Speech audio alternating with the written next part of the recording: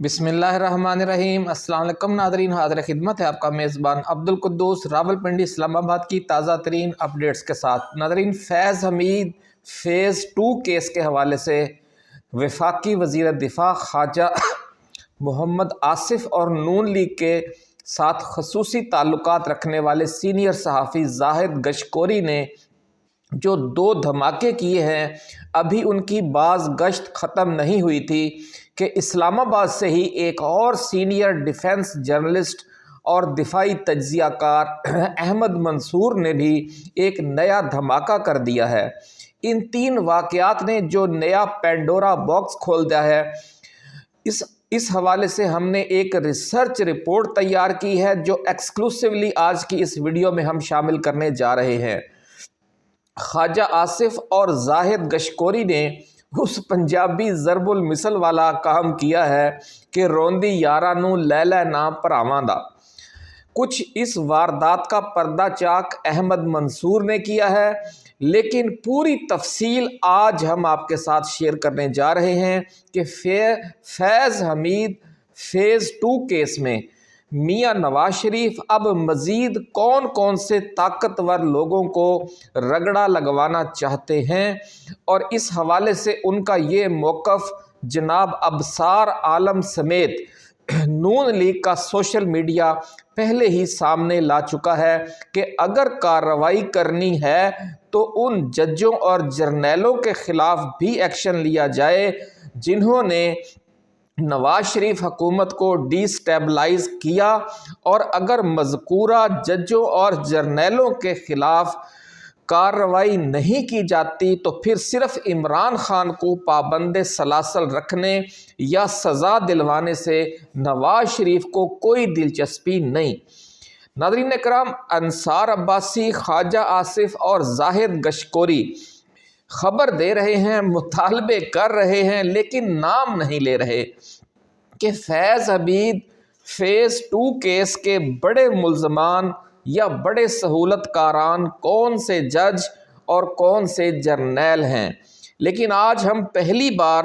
واضح اور 2 ٹوک انداز میں وہ نام آپ کے ساتھ شیئر کریں گے جن کے خلاف کارروائی کا نواز شریف کیمپ کی طرف سے مطالبہ کیا جا رہا ہے، اور یہ بھی بتائیں گے کہ ان کا پچھلے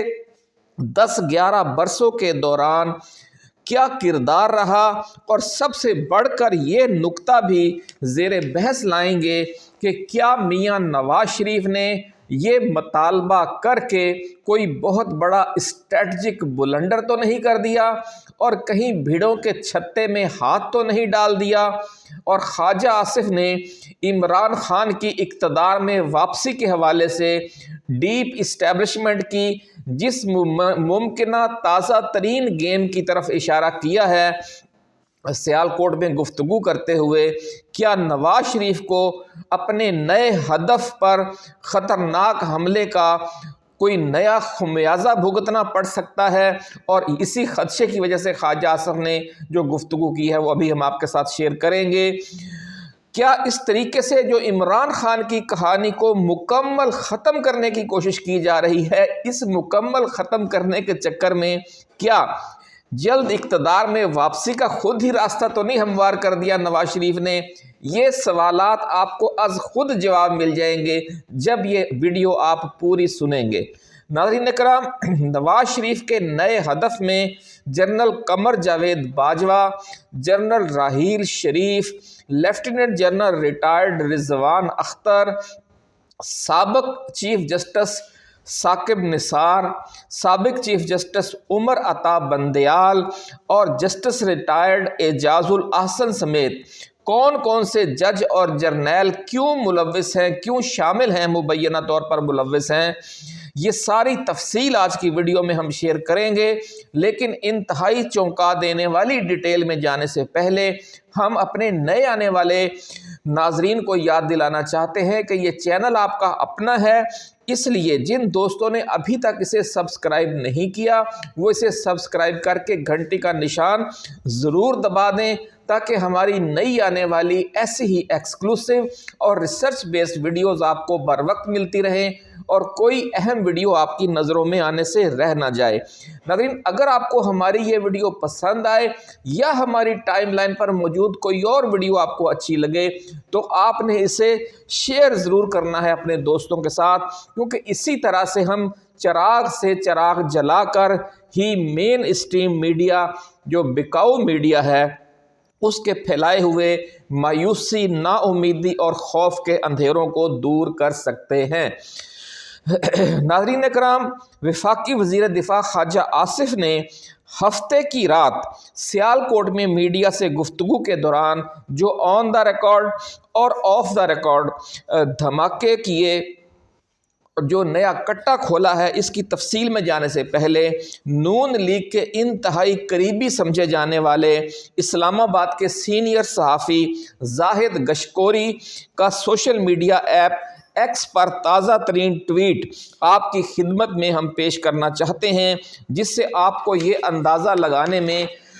آسانی ہوگی کہ فیض حمید فیز 2 کیس کو ہم نے بھیڑوں کا چھتا یا پینڈورا باکس کیوں کہا ہے۔ زاہد گشکوری نے لکھا ہے، معتبر ذرائع نے انکشاف کیا ہے کہ فیض حمید کیس فیز 2 میں طیبہ گل، سابق چیئرمین نیب، 4 سابق وفاقی سیکرٹری، 4 ریٹائرڈ 3 اسٹار جنرل، 2 سابق وزرائے اعظم، 2 سابق چیف جسٹس، 2 سابق ڈی جی ایف آئی اے، 5 ریٹائرڈ جج، 3 سابق وزرائے اعلیٰ، سابق چیئرمین نیب اور سابق صدر کا کردار اہم ہو گیا ہے۔ زاہد گشکوری مزید لکھتے ہیں اپنے اس ٹویٹ میں کہ دورانیہ 2016 سے 2022 تک ہے، غالب امکان ہے کہ ان کی رہنمائی حاصل کی جائے، کچھ کو بلایا بھی جائے۔ اس عمل کی شروعات کے لیے اگلے 4 مہینے اہم ہوں گے۔ پاکستان ہر لحاظ سے ایک نئے فیز میں داخل ہو رہا ہے، اس طرح ادارے بھی اسی طرف گامزن ہیں، دیکھیں آگے کیا حتمی ہوتا ہے۔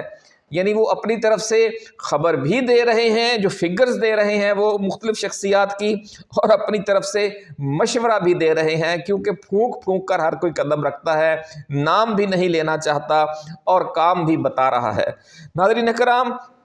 اس تفصیلی ٹویٹ کو ری ٹویٹ کرتے ہوئے ڈیفنس جرنلسٹ، اسلام آباد کے ڈیفنس جرنلسٹ اور سینئر دفاعی تجزیہ کار احمد منصور نے لکھا ہے کہ جو نام آپ نے دیے وہ درست ہیں، یعنی یہ تو نہیں انہوں نے لکھا، لیکن اس کے نیچے لکھ دیا کہ اور تھوڑا سا آگے اس کام کو بڑھاتے ہوئے کہ اور میڈیا سے 11 صحافی، 3 ڈائریکٹر نیوز، 2 مالکان اور 1 گشکوری بھی شامل ہے۔ تو ناظرین کرام، یہ بڑا لمبی چوڑی لسٹ آگے بڑھتی جائے گی جوں جوں نام سامنے آنا شروع ہوں گے۔ سیالکوٹ میں 3 روز پہلے نیوز کانفرنس سے خطاب کرتے ہوئے وفاقی وزیر دفاع خواجہ آصف نے یہ چونکا دینے والا دعویٰ کیا ہے کہ سازشی عناصر آج بھی پاکستان تحریک انصاف کے بانی چیئرمین عمران خان کو دوبارہ برسر اقتدار لانے کی کوشش کر رہے ہیں۔ ایک بار پھر سن لیں ناظرین، آج بھی پر زور ہے اور سازشی عناصر کہا گیا ہے۔ تو سازشی عناصر وہ کوئی عام لوگ تو نہیں ہو سکتے جو کسی کو برسر اقتدار لا سکتے ہیں، لا محالہ وہ ڈیپ اسٹیبلشمنٹ کے لوگ ہیں یا اداروں کے لوگ ہیں۔ اس کی بھی انہوں نے آگے جا کر وضاحت کی ہے، اور وہ کہتے ہیں کہ یہ بیج خفیہ ایجنسی ISI کے سابق سربراہ فیض حمید کے بوئے ہوئے ہیں، یہ جو سازشی عناصر جن کو انہوں نے کہا ہے۔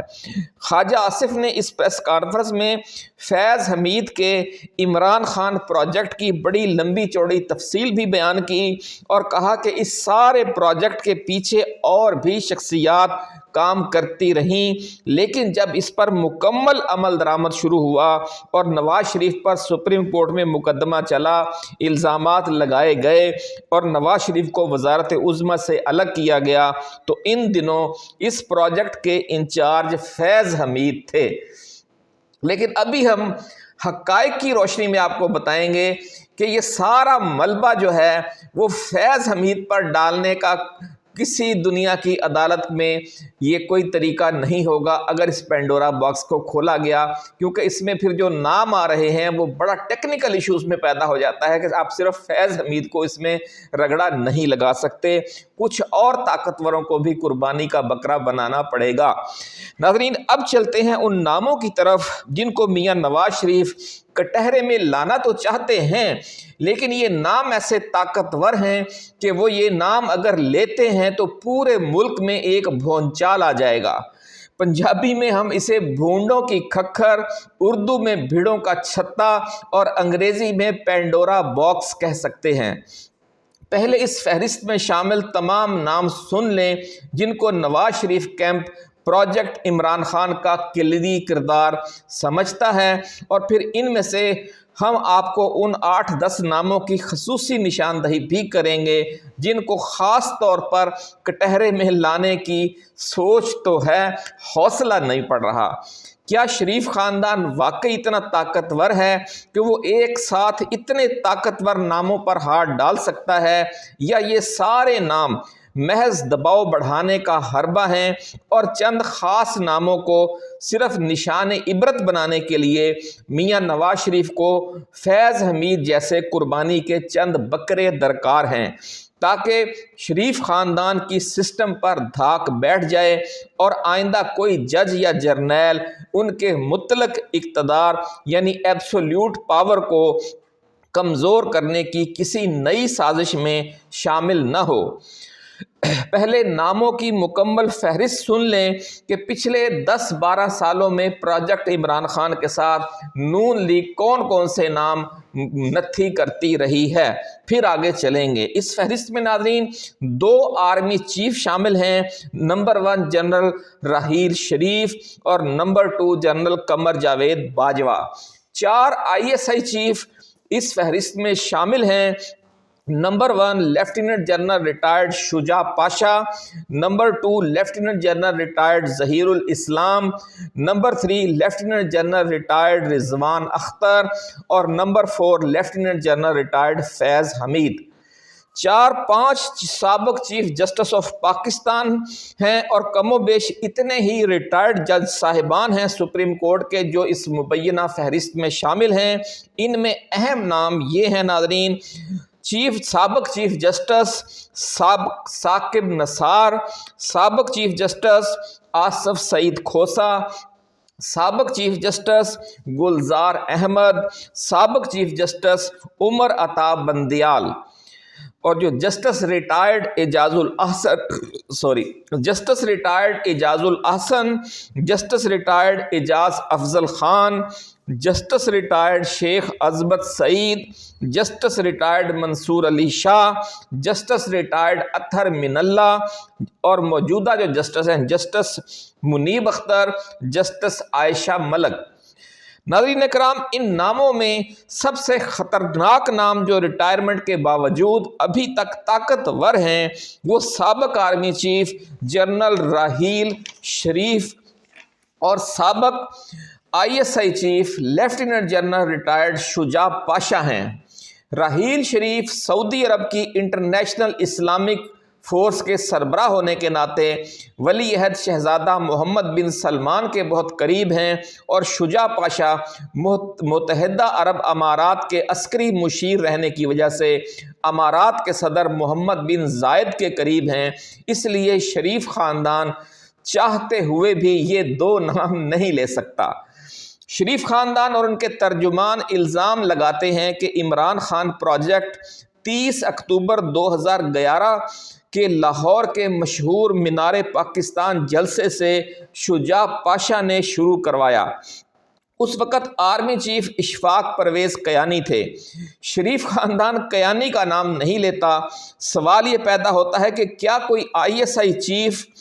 اپنے آرمی چیف کی مرضی کے بغیر اتنا بڑا اور لمبا چوڑا پروجیکٹ لانچ کر سکتا ہے؟ اس کے بعد بھی 10 مارچ 2013 اور 23 مارچ 2014 کو مینار پاکستان پر PTI نے 2 بڑے جلسے کیے جو گیم چینجر تھے، اور 2014 کے عام انتخابات کے بعد 23 اگست 2014 کا لانگ مارچ اور مشہور زمانہ ڈی چوک اسلام آباد دھرنا دیا گیا جو 17 دسمبر 2014 تک جاری رہا۔ 1 نومبر 2016 کو سپریم کورٹ میں نواز شریف کے خلاف پاناما پیپرز کیس کی سماعت شروع ہوئی اور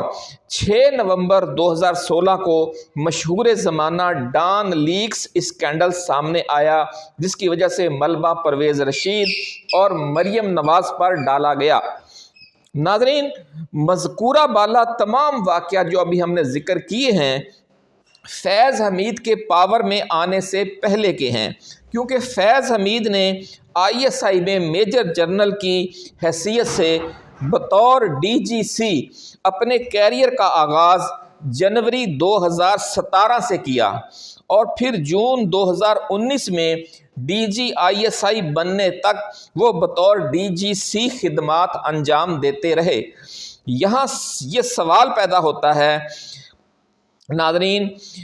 کہ شریف خاندان جنوری 2017 سے پہلے تک کے انتہائی دھماکہ خیز واقعات کی ذمہ داری فیض حمید پر کیسے ڈال سکتا ہے، کیونکہ ان دھماکہ خیز ادوار میں army chief general Raheel Sharif اور army chief general Qamar Javed Bajwa تھے اور ISI چیف اکتوبر 2008 سے مارچ 2012 تک شجاع پاشا، 19 مارچ 2012 سے 7 نومبر 2014 تک ظہیر الاسلام، 7 نومبر 2014 سے 11 دسمبر 2016 تک رضوان اختر رہے۔ ناظرین اکرام، دلچسپ بات یہ ہے کہ شریف خاندان نے اس دوران اپنے ایک رشتہ دار لیفٹیننٹ جنرل نوید مختار کو ISI کا سربراہ بنوایا جو 11 دسمبر 2016 سے 25 اکتوبر 2018 تک DGISI رہے۔ ان کے بعد موجودہ army chief field marshal Asim Munir ISI chief بنے اور 25 اکتوبر 2018 سے 16 جون 2019 تک ISI چیف کے عہدے پر رہے۔ ناظرین، اب آپ اسے حالات کی ستم ظریفی کہیں یا شریف خاندان کی بے بسی کہ جس عرصے میں فیض حمید پر یہ الزام لگایا جاتا ہے کہ انہوں نے عمران خان پروجیکٹ کو آگے بڑھاتے ہوئے نواز شریف اور نون لیگ کو ٹارگٹ کیا، اس دوران ان کے باس لیفٹیننٹ جنرل ریٹائرڈ نوید مختار اور فیلڈ مارشل عاصم منیر بطور DGISI تھے۔ یعنی جو DGISI ہے وہ تو اس وقت نوید مختار تھے اور عاصم منیر تھے جب وہ DGC تھے، اور جو آرمی چیف ہے وہ تو یا اپنا راحیل شریف تھے یا اپنا قمر جاوید باجوہ تھے۔ اب سوال یہ پیدا ہوتا ہے ناظرین کہ اتنا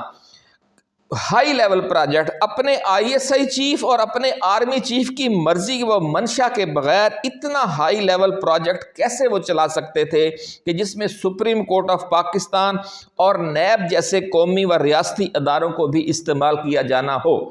ناظرین اکرام، شریف خاندان تمام ججوں اور جرنیلوں کو اپنا ملزم سمجھتا ہے کہ جو اس عرصے میں مبینہ طور پر برسر پیکار رہے تھے، تو پھر اس انتہائی حساس دور میں general Qamar Javed Bajwa, lieutenant general Naveed Mukhtar اور فیلڈ مارشل عاصم منیر براہ راست فیض حمید کے باس تھے۔ ناظرین کرام، یہی وہ خطرناک نقطہ ہے کہ خواجہ آصف سے ابصار عالم اور زاہد گشکوری تک شریف خاندان کے جتنے بھی نام نہاد ترجمان ہیں، عمران خان پروجیکٹ کے حوالے سے تمام مبینہ جو کردار ہیں ان کا کردار سامنے لانے کی کوشش تو کرتے ہیں لیکن کسی کا نام نہیں لیتے۔ اسی لیے ہم نے پنجابی محاورے میں مثال دی کہ روندی یاراں نوں لے لے نا پراواں دا، کہ یاراں دا نا نہیں لے سکتی۔ اصل ایشو یہ ہے ناظرین، اس سارے معاملے کے ساتھ جڑے کردار اتنے طاقتور ہیں کہ مسلم لیگ نون کی موجودہ فارم 47 والی حکومت چاہتے ہوئے بھی ان کا کچھ نہیں بگاڑ سکتی۔ حد یہ ہے کہ کسی کا نام بھی نہیں لے سکتی۔ تو سوال یہ پیدا ہوتا ہے کہ پھر خواجہ آصف، ابصار عالم اور زاہد گشکوری کے ذریعے نام لیے بغیر یہ جو پروپیگنڈا مہم لانچ کی گئی ہے، اس کا مقصد کیا ہے؟ راولپنڈی اسلام آباد کے پاور کوریڈورز تک رسائی رکھنے والوں کا کہنا ہے کہ اس ساری بیان بازی اور سنسنی خیزی کا صرف ایک مقصد ہے کہ مسلم لیگ نون اور نواز شریف کی مظلومیت کا پرچار کیا جائے۔ وجہ اس کی یہ ہے کہ اسلام آباد ڈی چوک کے 26 نومبر اور مرید کے میں TLP کرش آپریشن جیسے واقعات کی وجہ سے مسلم لیگ نون کا جو سافٹ امیج ہے وہ تباہ ہو چکا ہے، بہت ہارڈ امیج بن چکا ہے۔ ایک شفاق اور ظالم حکمران والا ان کا امیج ہے اس وقت، شریف خاندان کا، اور عمران خان چونکہ مظلومیت اور ڈٹ جانے کی علامت بن چکا ہے، اس لیے اس کا ووٹ بینک ختم نہیں ہو رہا۔ اس لیے یہ عمران خان کا ووٹ بینک توڑنے کی ایک لمبی چوڑی پلاننگ کا حصہ ہے، لیکن اس میں رکاوٹ وہی ہے کہ آپ نام لیں گے تو پھر بات بنے گی۔ میاں نواز شریف چاہتے ہیں کہ ان کا نام اسٹیبلشمنٹ کے خلاف مزاحمت کرنے والے ایک عظیم جنگجو کے طور پر یاد رکھا جائے، لیکن حالیہ چند برسوں کے واقعات نے انہیں اور ان کی پارٹی کو ایک ظالم اور شفاق حکمران کی پہچان دے دی ہے۔ دوسری بڑی وجہ جو واقفان حال بیان کر رہے ہیں ناظرین کرام، وہ یہ ہے کہ مسلم لیگ نون اور شریف خاندان کو ابھی تک شک ہے کہ اسٹیبلشمنٹ نے تاحال عمران خان اور تحریک انصاف کو اس طرح تلف کرنے پر آمادگی ظاہر نہیں کی، اپنے تیار نہیں ہے، جس طرح اس نے کاف لیگ سے لے کر TLP تک اپنی کئی سابقہ پروڈکٹس کو کام لینے کے بعد عملاً تلف کر دیا ہے۔ ان ذرائع کا دعویٰ ہے کہ پاکستان تحریک انصاف اور عمران خان پروجیکٹ کی لانچنگ کی وجہ یہ تھی کہ مسلم لیگ نون اور پاکستان پیپلز پارٹی نے ایک طرف بیرون ملک امریکہ و برطانیہ سے ہاتھ ملا لیا تھا اور ملک کے اندر آپس میں ہاتھ ملا لیا تھا، اور پاکستانی سیاست میں اسٹیبلشمنٹ کے فیصلہ کن کردار کو عملاً چیلنج کر کے بہت طاقتور پوزیشن حاصل کر لی تھی۔ اس کے توڑ کے لیے ریاست کے تمام اہم ستونوں نے مل کر پروجیکٹ عمران خان لانچ کیا، جس میں پاک فوج اور اعلیٰ عدلیہ کے ساتھ ساتھ سول بیوروکریسی بھی شامل تھی، اور یہ پروجیکٹ کم و بیش 9-10 سال جاری رہا، اور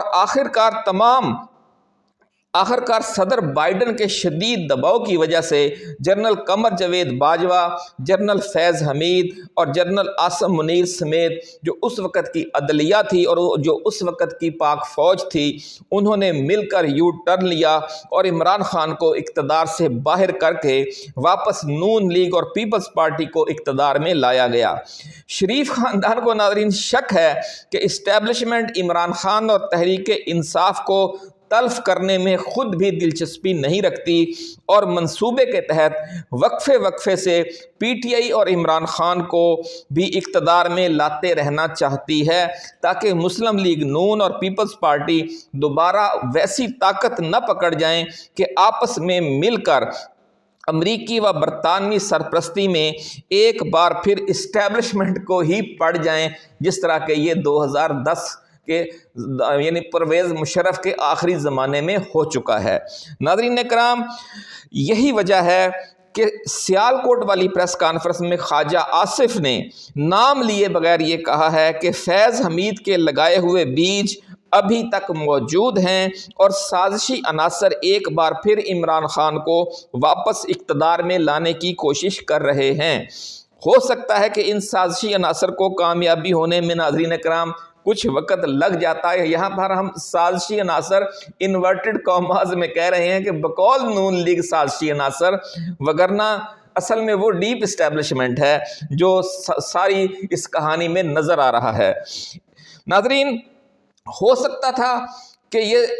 اس کام میں کچھ زیادہ وقت لگا دیتی ہے ڈیپ اسٹیبلشمنٹ، لیکن نون لیگ نے فیض حمید کے ساتھ ساتھ جو دیگر جج اور جرنیل ہیں مبینہ طور پر جن کی تعداد 8 بتائی جا رہی ہے، ان کو بھی کٹہرے میں لانے کا مطالبہ کر کے خود اپنے پاؤں پر کلہاڑی مار لی ہے۔ اس لیے آنے والے چند مہینوں میں اسٹیبلشمنٹ ہماری بلی اور ہم ہی کو میاؤں کہہ کر نون لیگ اور نواز شریف کو ایک بار پھر اقتدار سے باہر کی راہ دکھا سکتی ہے، ایسا کہنا ہے ذرائع کا۔ اس حوالے سے ذرائع نے فروری کے آخری اور مارچ کے ابتدائی ہفتوں کو اہم قرار دیا ہے۔ جو مزید تفصیلات ہوگی اس حوالے سے وہ لے کر ہم جلد حاضر ہوں گے۔ اپنا خیال رکھیے گا۔ اللہ حافظ۔ پاکستان زندہ باد۔